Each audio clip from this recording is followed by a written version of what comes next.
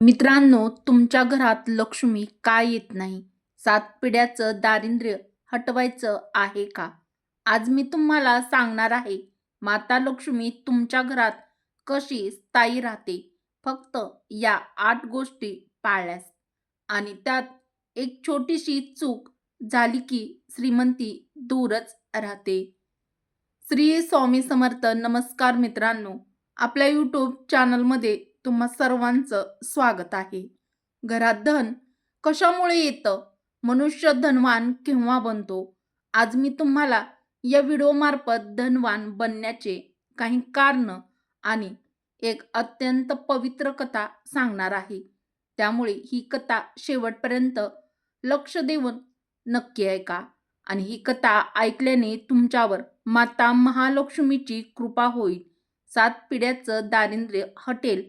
त्यामुळे तुम्हाला विनंती आहे की तुम्ही हा व्हिडिओ शेवटपर्यंत नक्की पहा. व्हिडिओ आवडल्यास व्हिडिओला एक लाईक नक्की करा, ज्यामुळे तुम्हाला मी सांगत असलेल्या सर्व काही व्यवस्थित समजेल. प्रिय मित्रांनो, धनपुरी नगरामध्ये निर्धन पती पत्नी राहत होते. ते दररोज मोलमजुरी करायचे आणि त्यांच्या कुटुंबाचे पालन पोषण करायचे. एके दिवशी त्यांच्या घरी 3 साधू आले. त्या स्त्रीचा नवरा काही कामानिमित्त बाहेरगावी गेला होता. ते महात्मा त्या स्त्रीच्या जवळ गेले आणि बाहेरून आवाज देऊ लागले. आवाज ऐकून स्त्री घराबाहेर आली. तेव्हा तिने पाहिलं की दरवाजावर 3 साधू उभे आहेत. तेव्हा ती स्त्री म्हणाली, "मी तुम्हाला ओळखत नाही. हे महात्मा, आपण कोण आहात?" ते तिन्ही साधूंनी सांगितलं, "आम्ही तिन्ही साधू तुमच्या घरी जेवणासाठी आलो आहोत. हे मुली, तू मला जेवण देशील का?" ती गरीब स्त्री म्हणू लागली, "नक्कीच महाराज, तुम्ही माझ्या घरी या. मी तुम्हाला नक्कीच जेवायला देईन." तेव्हा ते महात्मा म्हणाले, "मुली, तुमचा नवरा यावेळी घरात आहे का?" तेव्हा ती स्त्री म्हणाली, "नाही. थोड्याच वेळापूर्वी काही निमित्त ते घराबाहेर गेले आहेत." ते तिन्ही साधू महात्मा म्हणू लागले, "हे मुली, तुमचा नवरा ज्यावेळी घरात आहे त्यावेळी तुम्ही आम्हाला बोलवा. थोड्याच वेळापूर्वी जर तुमचा नवरा बाहेरगावी गेला असेल तर." तिन्ही महात्मा म्हणू लागले, "हे मुली, मग आम्ही तुझ्या घरात प्रवेश करू शकत नाही. परंतु तू काळजी करू नकोस. तुझा नवरा घरी येईपर्यंत आम्ही तुझ्या घराच्या बाहेरच राहू. जेव्हा तुझा नवरा घरी येईल तेव्हा आम्हाला बोलावून तू आतमध्ये म्हणजेच घरामध्ये घे." प्रिय मित्रांनो, अशा प्रकारे तिन्ही साधू त्या स्त्रीच्या घराच्या दरवाजाच्या बाहेरच बसून राहिले. थोड्या वेळाने त्या स्त्रीचा नवरा घरी परतला. त्या स्त्रीने तिच्या नवऱ्याला त्या साधूबद्दल सर्व सांगितले. तिने सांगितलं की खूप वेळ झाला आहे, हे तिन्ही साधू आपल्या घराच्या बाहेर बसले आहेत.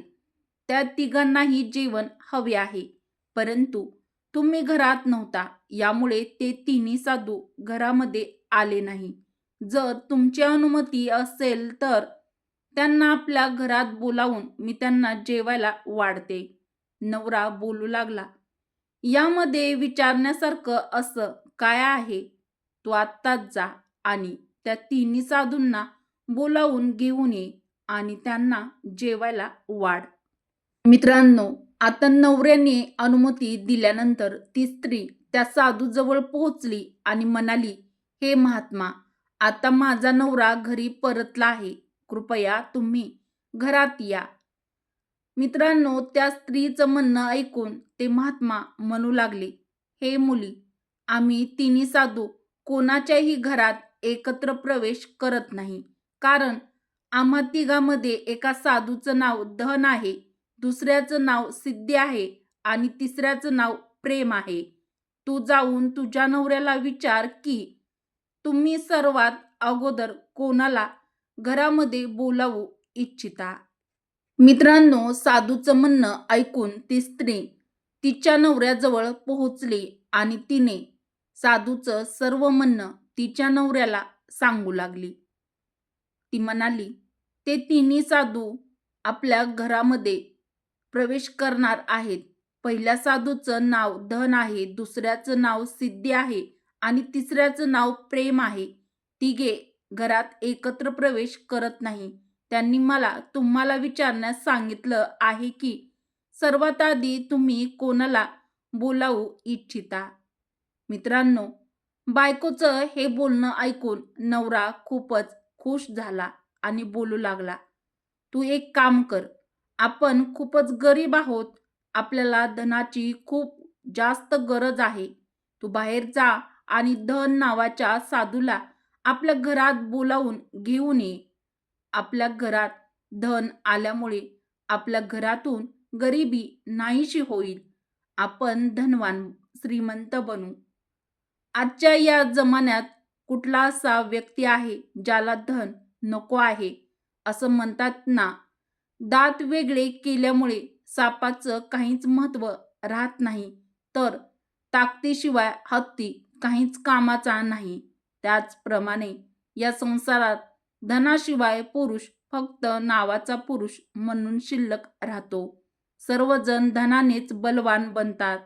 जे धनवान असतात ते श्रेष्ठ समजले जातात. धनामुळेच मनुष्यामध्ये उत्साह निर्माण होतो. लोकांना हरवणे, ऐटीत बोलणे सर्व धनाचा कमाल आहे. ज्याप्रमाणे अति गरमीमुळे छोटे नदी, तलाव सुकून जातात, त्याचप्रमाणे धनाशिवाय मनुष्याच्या सर्व क्रिया नष्ट होतात. गरीब माणूस कितीही बुद्धिमान असला तरीही लोक त्याच्याकडे दुर्लक्ष करतात. त्याचप्रमाणे सूर्य सर्व पृथ्वीला, सर्व प्राणीमात्रांना प्रकाश देतो, त्याचप्रमाणे माता लक्ष्मी मनुष्याच्या सर्व गुणांना प्रकाशित करते. गरीब माणूस कितीही चांगला असला, कितीही समजदार असला तरीही लोक त्याला सोडून तिथून निघून जातात. असं म्हणतात की दक्षिणा दिल्याशिवाय यज्ञाचा काहीच अर्थ उरत नाही. संतान नसल्याने वंश संपून जातो. त्याचप्रमाणे धनाशिवाय मनुष्याला सुद्धा मेलेलाच समजायला पाहिजे. गरिबी मनुष्याला असलेला सर्वात मोठं दुःख आहे. धन नसलेल्या व्यक्तीचे स्वतःचे सख्खे नातेवाईक सुद्धा मेलेला समजतात. स्वतःची सख्खे भाऊ सुद्धा त्यांना त्या व्यक्तीकडे सोबत बसल्यास स्वतःचा अपमान समजतात. त्याबद्दलचे नातेसंबंध इतरांपासून लपवून ठेवतात. त्या व्यक्तीचे मित्र त्याचे शत्रू बनून जातात. नवऱ्याने जेव्हा धनाला बोलावण्यास सांगितले तेव्हा बायको बोलू लागली की आपण धनाला बोलावण्यापेक्षा सिद्धीला बोलवूयात. सिद्धी आल्यामुळे आपण जे काही काम करू ते सर्व काम यशस्वी होईल आणि काम यशस्वी झाल्यामुळे धन तर आपोआपच येऊ लागेल. फक्त धन असेल आणि काही उद्योग नसेल तर अशा परिस्थितीत धन कितीही दिवस टिकू शकतो. असं म्हणतात, फक्त बसून खाल्ल्याने 7 पिढ्याचं धन सुद्धा काही वेळातच संपून जातं. जर आपल्याकडे उद्योग असेल आणि सिद्धी असेल तर प्रत्येक कार्य सफल होतं. पत्नीचे हे बोलणं ऐकून नवरा म्हणू लागला, "तुझं म्हणणं स्वतः योग्यच आहे, परंतु सिद्धीसाठी मेहनत तर करावी लागेलच आणि मेहनत केल्याशिवाय यश मिळत नाही आणि म्हणूनच तू पहिले धनालाच बोलव." प्रिय मित्रांनो, आता पती धनाला बोलवण्याचा हट्ट करत होता तर पत्नी सिद्धीला. दोघांमध्ये याच गोष्टीवर खूप वेळ भांडण चालू होतं. अखेर त्यांनी ठरवलं की आपण त्या साधूलाच विचारूया की धन किंवा सिद्धी याच्यामधील घरात कोणाला घ्यायला हवं. मित्रांनो, आता ते दोघे नवरा बायको बाहेर जातात आणि त्या साधूंना विचारतात, "हे बघा महात्मा, आम्ही निष्कर्षापर्यंत अद्यापही पोहोचू शकलो नाही. तुमच्यामधील धन आणि सिद्धी मधील ज्याला आमच्या घरामध्ये यायचं असेल ते येऊ शकतात." त्या दोघी नवरा बायकोचं बोलणं ऐकून तिन्ही साधू एकमेकाच्या तोंडाकडे पाहिलं आणि काही न बोलता तिथून माघारी परत जाऊ लागले. या तिन्ही साधूंना माघारी जात असताना पाहून स्त्री विचारू लागली, "अरे महाराज, तुम्ही अशा प्रकारे मागे फिरून का चालला आहात? जरा थांबा." तिन्ही साधूंनी थांबून उत्तर दिलं, "हे मुली, आम्ही तिघेही साधू अशाच प्रकारे प्रत्येकाच्या दरवाजाजवळ जातो आणि प्रत्येकाच्या घरात प्रवेश करण्याचा प्रयत्न करत असतो. जो माणूस लालची बनून धन आणि सिद्धीला बोलावण्याचा प्रयत्न करतो आणि प्रेमाला बोलावत नाही, अशा वेळी आम्ही तिघेही त्याच्या दरवाजाजवळून माघारी परत फिरतो. आणि जो मनुष्य त्याच्या घरात प्रेमाला बोलावतो, अशा मनुष्याच्या घरात आम्ही तिघेही ठराविक कालावधीच्या अंतराने प्रवेश करत असतो. तुम्हा दोघांच्या मध्ये आपापसातील प्रेमाचा अंतर्भाव आहे. तुझ्या नवऱ्याला धन हवं आहे आणि तुला सिद्धी. जर तुमच्या दोघांमध्ये समजूतदारपणा नसेल, आपापसात प्रेम नसेल, तर अशा वेळी तुमच्या घरात ना धन येईल ना कोणत्या कार्यात सिद्धी येईल. आणि म्हणूनच आम्ही तिघेही निराश होऊन इथून परत चाललो आहोत. असं म्हणतात की जिथे प्रेम असतं तिथे धन आणि सिद्धीची कमी नसते. लालची व्यक्तीला तुम्ही सोन्याचा डोंगर जरी दिलात तरी तो खुश होणार नाही. आणि ज्या लोकांच्या मनामध्ये प्रेम आहे, अशा वेळी जर त्यांच्याकडे 1 रुपयाही नसला तरी सुद्धा असे लोक नेहमी आनंदी असतात. तेव्हाच प्रेम नाही तिथे माणूस धन घेऊन काय करणार? प्रेमाशिवाय धनाला काहीच मोल नाही. आम्ही पाहिलं की मोठमोठे धनाधीश, मोठ्या मोठ्या अधिकारी पत्नीमुळे आणि मुलामुळे दुःखी होऊन आत्महत्या करून मरून जातात. त्यांच्याकडे धन खूप होतं, परंतु आपापसात समजूतदारपणा, आपापसात प्रेम नव्हतं. त्यांच्यामध्ये प्रेमाचा अभाव असल्यामुळे घरात नेहमी क्लेश, भांडण होतं असतं.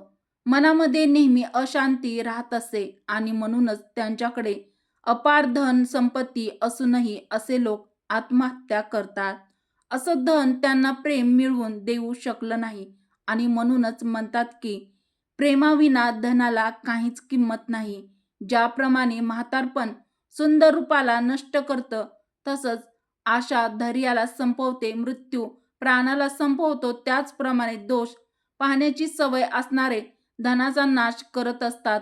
क्रोध लक्ष्मीला नष्ट करतो. दुष्ट लोकांची सेवा केल्याने तुमचा चांगला स्वभाव नष्ट होतो.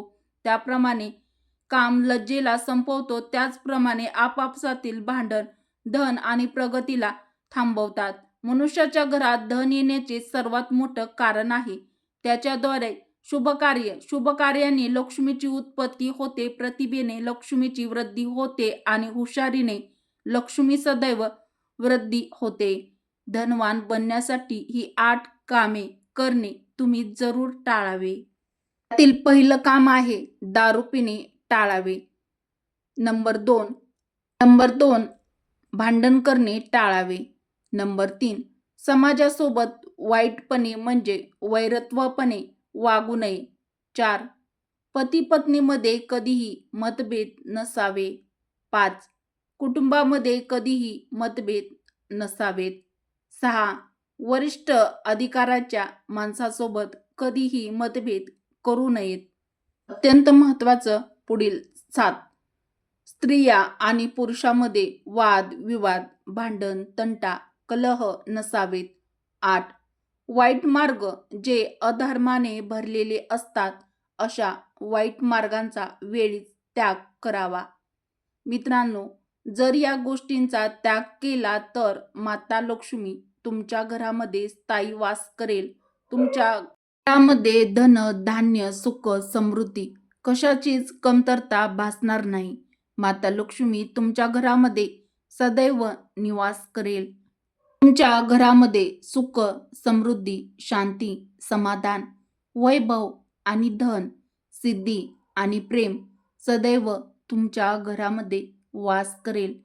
मित्रांनो, आजचा उपयुक्त व्हिडिओ तुम्हाला कसा वाटला ते देखील मला नक्की कमेंट करून कळवा. उपयुक्त व्हिडिओ तुम्हाला आवडला असेल तर व्हिडिओला एक लाईक अवश्य करा. चॅनलला सबस्क्राईब केलं नसेल तर सबस्क्राईब देखील जरूर करा. परत भेटू अशाच एखाद्या छानशा आध्यात्मिक माहितीसह नवीन व्हिडिओमध्ये. माहिती आवडली असेल तर व्हिडिओला लाईक करून सबस्क्राईब नक्की करा व तुमच्या मित्रपरिवारासोबत, बहिणींसोबत हा व्हिडिओ शेअर देखील नक्की करा.